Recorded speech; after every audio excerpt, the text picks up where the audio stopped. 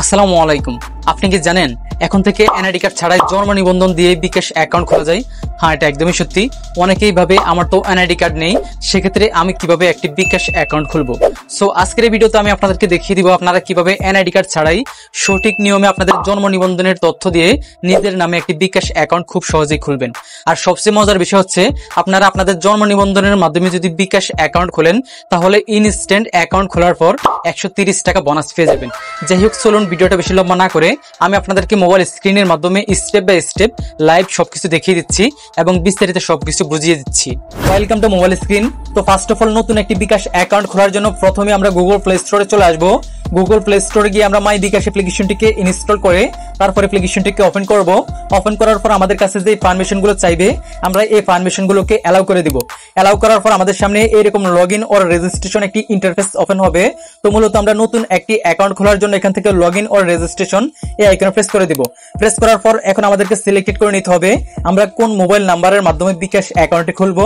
So আমরা এখানে ওই মোবাইল নাম্বারটি বসিয়ে নিব। বসানোর পর নিচ থেকে পরবর্তী আইকনে প্রেস করব। প্রেস করার পর আমরা যে মোবাইল নাম্বারটি বসিয়ে নিয়েছি ওই মোবাইল নাম্বারের যেই অপারেটরটি রয়েছে আমরা ওই সিমের অপারেটরটিকে এখান থেকে সিলেক্টেড করে নিব। সিলেক্টেড কমপ্লিট হলে আমাদের এখানে এরকম দুইটি অপশন চলে আসবে। একটি হচ্ছে জাতীয় পরিচয়পত্র আর একটি হচ্ছে জন্ম সনদ। সো আপনারা চাইলে এখান থেকে জাতীয় পরিচয়পত্র বা এনআইডি কার্ডের মাধ্যমে অ্যাকাউন্ট খুলতে পারবেন আর হচ্ছে জন্ম সনদের মাধ্যমে অ্যাকাউন্ট খুলতে পারবেন। যাই হোক, আজকের ভিডিওতে আমি আপনাদেরকে দেখিয়ে দিব আপনারা কিভাবে জন্ম নিবন্ধন বা জন্ম সনদের মাধ্যমে সঠিক নিয়মে একটি বিকাশ অ্যাকাউন্ট খুলবেন। সো এই কথাটা আপনারা মাথায় রাখবেন। জন্ম সনদের মাধ্যমে যদি আপনি অ্যাকাউন্ট খুলতে চান আপনার বয়স মিনিমাম 14 থেকে 18 বছরের মধ্যে হতে হবে।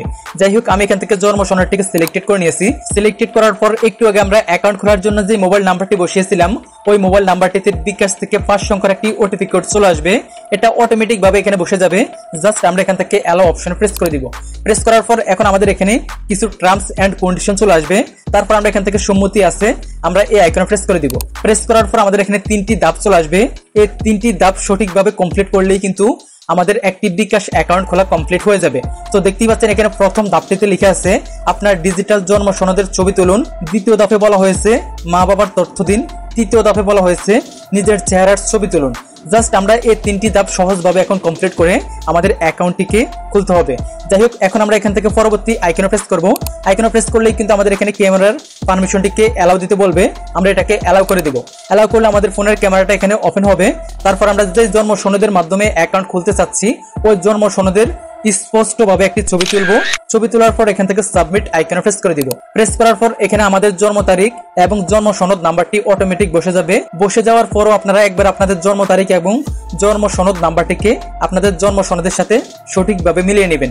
তারপর উপরের নাম ইংরেজিতে এখানে আপনাদের ইংরেজি নামটি জন্ম সনদে যেভাবে লিখে আছে সেম ভাবে লিখে দিবেন। তারপর আপনারা এখান থেকে পরবর্তী অপশনে প্রেস করবেন।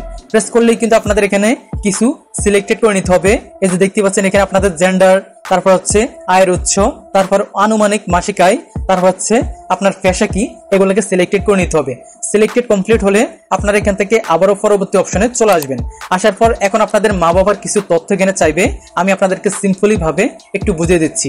আপনি প্রথমে এখান থেকে সম্পর্ক এই আইকনে প্রেস করে আপনার মা অথবা আপনার বাবা সিলেক্টেড করে নেবেন। সিলেক্টেড করার পর আপনার সিলেক্টেড অনুযায়ী আপনার মার অথবা আপনার বাবার নামটি ইংরেজিতে সঠিকভাবে লিখবেন। তারপর নিচে দেখতে পাচ্ছেন মা অথবা বাবার বিকাশ অ্যাকাউন্ট নাম্বার এখানে দিতে হবে আমাদেরকে।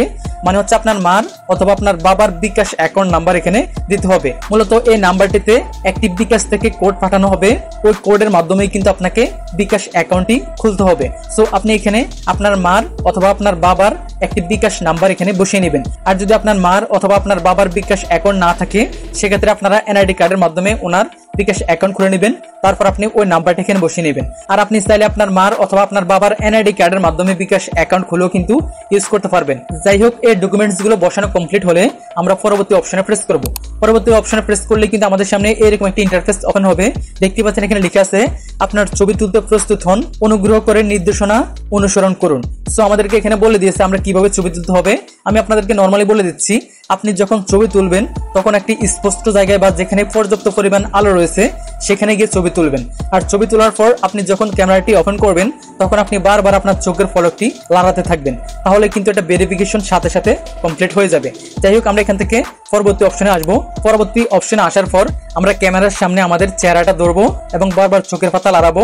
আমাদেরকে তারা এক্সাম্পল ভাবে বলে দিবে, আমরা তাদের নির্দেশনা অনুযায়ী ছবি তুলে নিব। ছবি তোলা কমপ্লিট হলে আমাদের সামনে এরকম একটি ইন্টারফেস ওপেন হবে।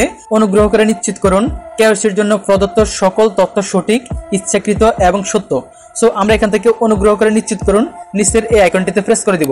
প্রেস করার সাথে সাথে কিন্তু আমাদের এটা সাবমিট হয়ে যাবে। দেখতে পাচ্ছেন এখানে লেখা চলে আসছে আপনার তথ্য সাবমিট হয়েছে। 48 ঘন্টার ভিতরে আপনার মা বাবার বিকাশ নাম্বারে একটা ওটিপি কোড যাবে। ওই ওটিপি কোডের মাধ্যমে আপনাকে রেজিস্ট্রেশন সম্পূর্ণ করতে হবে। তো 48 ঘন্টা এখানে সময় দিয়েছে সর্বোচ্চ, বাট এত সময় লাগে না। 5 থেকে 7 মিনিট বা 10 মিনিটের ভিতরে কিন্তু ভেরিফিকেশন কোডটা আপনারা পেয়ে যাবেন। তো ভেরিফিকেশন কোডটি পাওয়ার পর আপনি পরবর্তী অপশনে আসবেন। আসার পর আপনি যে ভেরিফিকেশন কোডটি পেয়েছেন আপনার আব্বু আম্মুর বিকাশ নাম্বারটিতে ওই ভেরিফিকেশন কোডটি এখানে বসিয়ে নিচ থেকে পরবর্তী আইকনে প্রেস করে দিবেন। প্রেস করার পর এখন আপনাকে একটি নতুন পিন নাম্বার মানে 5 সংখ্যার পিন নাম্বার সেট করতে বলা হচ্ছে। সো আপনি এখান থেকে নতুন বিকাশ পিন এখানে 5 সংখ্যার একটি আপনার নিজের মতো করে পিন নাম্বার বসিয়ে নেবেন এবং নিচেও সেম ওই পিন নাম্বারটি বসিয়ে নেবেন। বসানোর পর নিচ থেকে নিশ্চিত করুন এই আইকনে প্রেস করে দিবেন। প্রেস করার পর একটু আগে আপনি যে পিন নাম্বারটি দিয়েছিলেন ওই 5 সংখ্যার পিন নাম্বারটি এখানে দিয়ে তারপর পরবর্তী অপশনে প্রেস করবেন। প্রেস করার সাথে সাথে কিন্তু আপনার অ্যাকাউন্ট খোলা সাকসেসফুল হয়ে যাবে এবং বিকাশ অ্যাপে আপনার নতুন অ্যাকাউন্টে লগইন হয়ে যাবে। লগইন হওয়ার পর এখন আপনি চাইলে আপনার এই বিকাশ অ্যাকাউন্টের মাধ্যমে যে কোনো লেনদেন করতে পারবেন। যাই হোক, ভিডিওর প্রথমে আপনাদেরকে আমি একটা কথা বলেছিলাম, আপনারা জন্ম সনদের মাধ্যমে যদি বিকাশ অ্যাকাউন্ট খোলেন তাহলে 130 টাকা পর্যন্ত বোনাস পেয়ে যাবেন।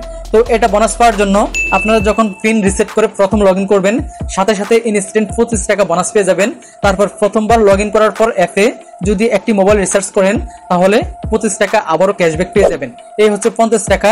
তারপর বাকি 80 টাকা আপনারা মোট 2 মাসে পাবেন।